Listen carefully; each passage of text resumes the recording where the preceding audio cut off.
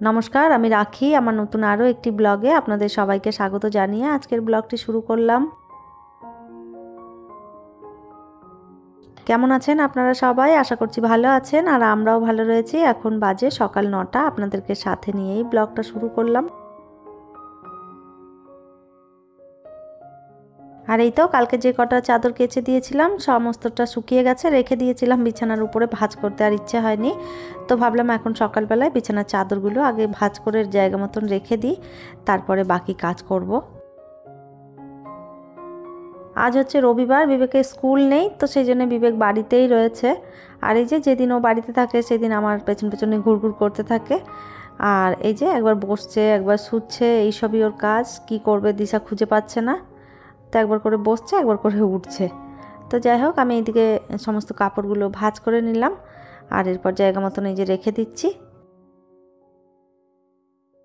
ভেবেছিলাম বিছানার চাদরটা আজকে তুলে ফেলবো, কিন্তু আজকে আর তুলবো না, ভাবছি একবারে কাল সকালবেলায় তুলবো। কেননা আজকে দিনটা এরকমই থাকুক, এখন আবার বিছানার চাদর তুলতে গেলে আর অনেকটা দেরি হবে।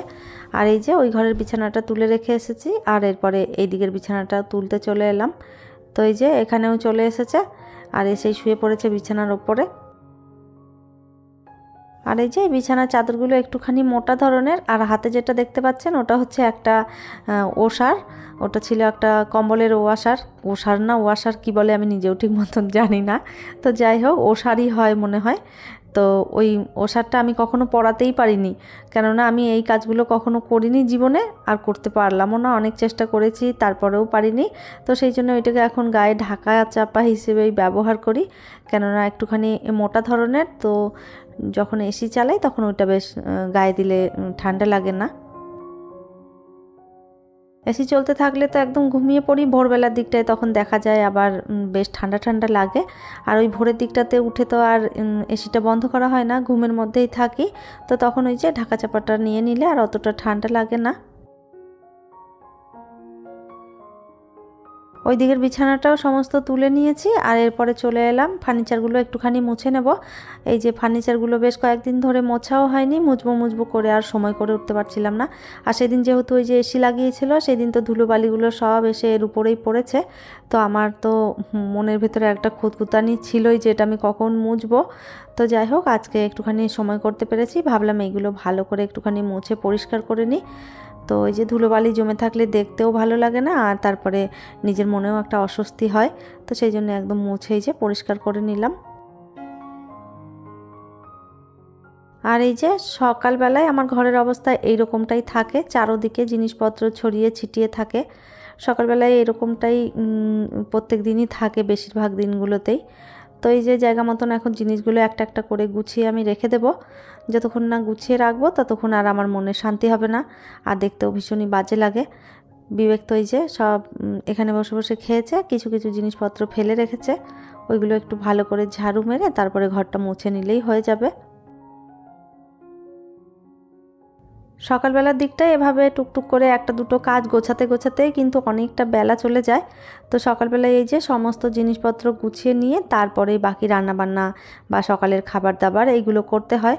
তো এই যে বিবেকের বাবা চলে যাওয়ার পর ভেবেছিলাম কাজটা একটু কম হবে, কিন্তু সেরকম কিছুই হয়নি। বিবেকের বাবা যাওয়াতে শুধু সকালবেলায় যে রুটি তরকারিটা করতাম সেটা বন্ধ হয়েছে, আর রাত্রেবেলায় রুটি করাটা একটু বন্ধ হয়েছে। এই দুটো কাজ থেকেই একটু ছুটি পেয়েছি, আর না হলে বাকি যে কাজকর্ম যেভাবে চলছিল সেভাবেই কিন্তু সমস্ত কাজকর্ম চলতে থাকে। আর এই যে হয়তো কখনো কখনো একটুখানি বাসনটা কম হয়, তাছাড়া তো বাকি কোনো কাজ কমেছে বলে আমি দেখতে পাই না। সংসারের কাজ যতই করবেন ততই মনে হয় যেন কাজ বেরোতে থাকে। সংসারের কাজের তো কোনো শেষ নেই, একটার পর একটা কাজ করতে পারলেই হচ্ছে। যতটা পরিষ্কার পরিচ্ছন্ন করে আপনি কাজবাজ করবেন আপনার মনে হবে যেন ততই কাজ বেড়ে যায়। তো যাই হোক, পরিষ্কার পরিচ্ছন্নটা রাখা সবসময় দরকার। আমি সবসময় চেষ্টা করি ঘর দুয়ার একদম পরিষ্কার পরিচ্ছন্ন করে রাখার। আমি সবসময় পরিষ্কার পরিচ্ছন্নভাবেই কাজ করতে বেশি পছন্দ করি, কেননা পরিষ্কার পরিচ্ছন্নভাবে সমস্ত কাজটা গুছিয়ে করলে কিন্তু ঘরটা যেমন দেখতে সুন্দর লাগে, তার সাথে সাথে কিন্তু পোকামাকড়ের সৃষ্টিটাও কম হয়। দেখা যায় ঘর দুয়ারে খাবার দাবার নোংরা ঝোংরা ফেলে রাখলে কিন্তু পোকামাকড়, আরশোলা, টিকটিকি এই সমস্তর বাস হয়ে যায় ঘরের মধ্যে। তো এই যে এই সমস্তর হাত থেকে রেহাই পেতেই ঘরটা যদি একটুখানি পরিষ্কার পরিচ্ছন্ন করে রাখা যায়, তাহলে দেখা যায় এইসব জিনিসের থেকে মুক্তি পাওয়া যায়। এখন যেহেতু বর্ষাকাল, তো বর্ষাকালে এমনিতেই পোকামাকড়ের সৃষ্টিটা একটু বেশিই হয়, তো সেই জন্যেই আমি চেষ্টা করি এই সমস্ত পোকামাকড়ের হাত থেকে যাতে রেহাই পাওয়া যায়। তো যতটা আর কি পারি ততটাই পরিষ্কার পরিচ্ছন্ন করে রাখি। আর পোকামাকড় হলে, আরশোলা, টিকটিকি এই সমস্ত ঘরের ভেতরে হলেই কি হয়, খাবার দাবারে যখন তখন মুখ দিয়ে দেয়, তো তাতে করে শরীর অসুস্থ হওয়ারও একটা ভয় থাকে। পরিষ্কার পরিচ্ছন্ন থাকলে কিন্তু এই ভয়টা আর থাকবে না। তো যাই হোক, এদিকে সমস্ত কাজবাজগুলো আপনাদের সঙ্গে কথা বলতে বলতে গুছিয়ে ফেলেছি। কয়েকটা বাসন বেরিয়েছিল, সেইগুলোও ধুয়ে নিলাম, আর তার সাথে সাথে একটুখানি এই যে সিঙ্কটাও ক্লিন করে নিলাম। আর এই যে সিঙ্কটা ভালো করে ক্লিন করলে তবে কাজ করতে বেশ সুবিধে হয়। তো এই যে এই দিকটাতে একটুখানি ডিম সিদ্ধ বসিয়েছিলাম, আর এরপর একটুখানি ব্রেড সেঁকে নেব বাটার দিয়ে।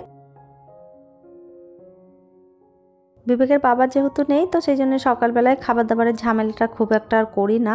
আমি আর বিবেক দুজনেই খাই, তো সেই জন্য কিছু যা হোক একটা খেয়ে নিলেই হলো, পেট ভরা নিয়ে কথা। আর এই যে বেশিরভাগটাই ব্রেড খাওয়া হয়, কেননা একটুখানি বাটার দিয়ে ব্রেড খেয়ে নিই, না হলে দেখা যায় যে ব্রেড অমলেট করে নিয়েছি, এসব করেই খাই। কখনো কখনো স্যান্ডউইচ করে নিই। আর এই যে আজকে নিয়েছি হচ্ছে ব্রেড বাটার, তার সঙ্গে দুটো ডিম সিদ্ধ করেছিলাম। আর এই যে কালকে বিকেলবেলায় মিষ্টি এনেছিলাম, তো ওইখান থেকেই দুটো নিয়ে নিয়েছি। আমি আর বিবেক দুজনে খেয়ে তারপরে যাব, স্নান দান যা আছে সেগুলো করব।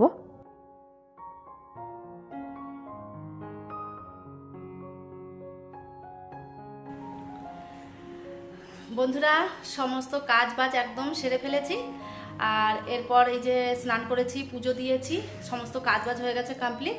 এরপর আমি একটু বেরোবো মার্কেটের দিকে, কেননা বিবেকের গালে একটা কি পোকা চলেছে জানি না, তো সেখান থেকেই ওর একটা ঘায়ের মতন সৃষ্টি হয়েছে।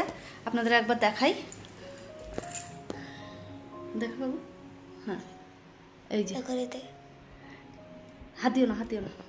তো ওইটার জন্যই ওষুধ আনতে যাবো, জানি না কি হলো হঠাৎ করে। প্রথমে দেখলাম যে একটুখানি কষ কষ মতন পড়ছিল, তারপর থেকে দেখলাম যে একদম মানে ঘায়ের মতন হয়ে গেছে। তো যাই হোক, ওই ওষুধ নিয়ে এসে তারপরে ওই দিক থেকে মায়ের বাড়িতেই চলে যাব।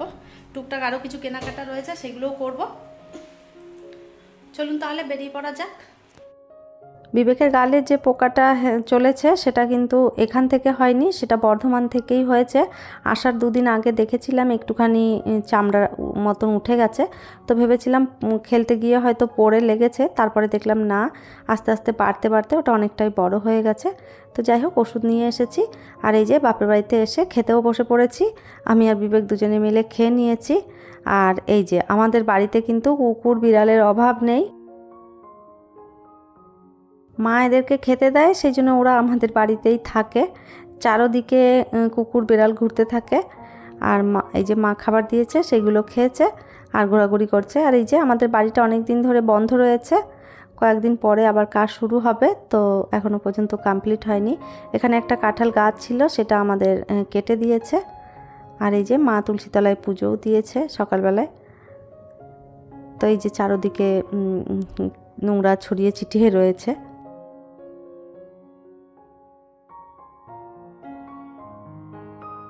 আর এই তো মায়ের বাড়িতে বেশ কিছুক্ষণ সময় কাটিয়েছি, তারপরে এই যে যাওয়ার পথে ঢুকে পড়েছি বিশাল মেগা মার্টে।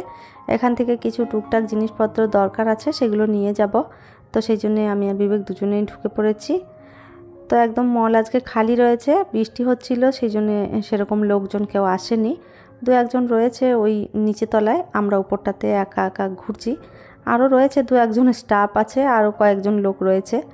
তো এই যে টুকটাক জিনিসপত্র আমার যেগুলো প্রয়োজন ছিল সেগুলো নিয়ে নিচ্ছি। এখান থেকে নিয়ে তারপরে সোজা বাড়ি চলে যাব। এই মুহূর্তে আপনারা যারা আমার ভিডিওটি দেখছেন, প্লিজ একটি লাইক করে দেবেন। আর আমার ভিডিওর কোনো অংশ যদি আপনাদের ভালো লেগে যায়, কমেন্ট করে জানাতে ভুলবেন না। এই ধরনের ভিডিও যদি আপনারা আরও দেখতে চান, চাইলে কিন্তু আমার চ্যানেলটিকে সাবস্ক্রাইব করেও রাখতে পারেন। কাজটি যারা অলরেডি করে রেখেছেন তাদের অসংখ্য ধন্যবাদ।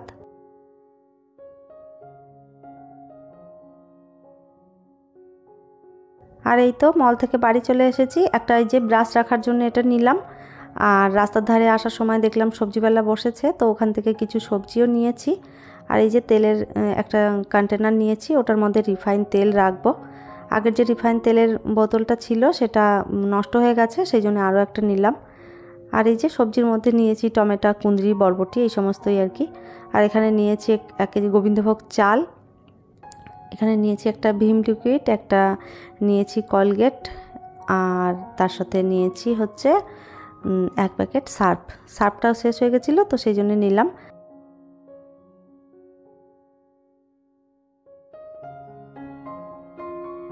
আর এই তো একদম সন্ধে হয়ে গেছে, বিবেক বসেছে সন্ধে দেখাতে। তো বললো আজকে আমি সন্ধে দেখিয়ে দিচ্ছি। ও মাঝে মধ্যেই আমাকে সন্ধেবেলায় সন্ধে দেখিয়ে দেয়। তো আমি এটা ওকে ছোটো থেকেই অভ্যেস করিয়েছি, কেননা যখন আমার অসুবিধা হয় তখন ওকে দিয়েই সন্ধেটা দেওয়াই, তো ওই কারণে ও সন্ধেটা দিতে পারে। ছোট মানুষ যেইটুকুনি করে দেয় আমার জন্য ওইটাই অনেকটা বেশি। তো এই যে যেভাবে ও পারছে সেভাবেই করে দিচ্ছে। তো এই যে এখন থেকেই যে ও আমার এতটা চিন্তা করে, এটাই আমার জন্য অনেকটা। বিবেককে যদি আমি কখনো কোনো কাজে বলি, এই ধরনের ছোট ছোট কাজগুলো যখন ওকে করতে বলি, ও কিন্তু বেশ খুশি হয়ে কাজগুলো করে। মনে হয় যেন বেশ বড় হয়েছে এরকম একটা ভাব দেখায়। তো যাই হোক, ওরও সন্ধ্যা দিতে বেশ ভালোই লাগে। তাহলে চলুন, আমার আজকের ভিডিওটা এই পর্যন্তই। ফিরবো নতুন ব্লগ নিয়ে। ততক্ষণের জন্য সবাই ভালো থাকবেন, সুস্থ থাকবেন।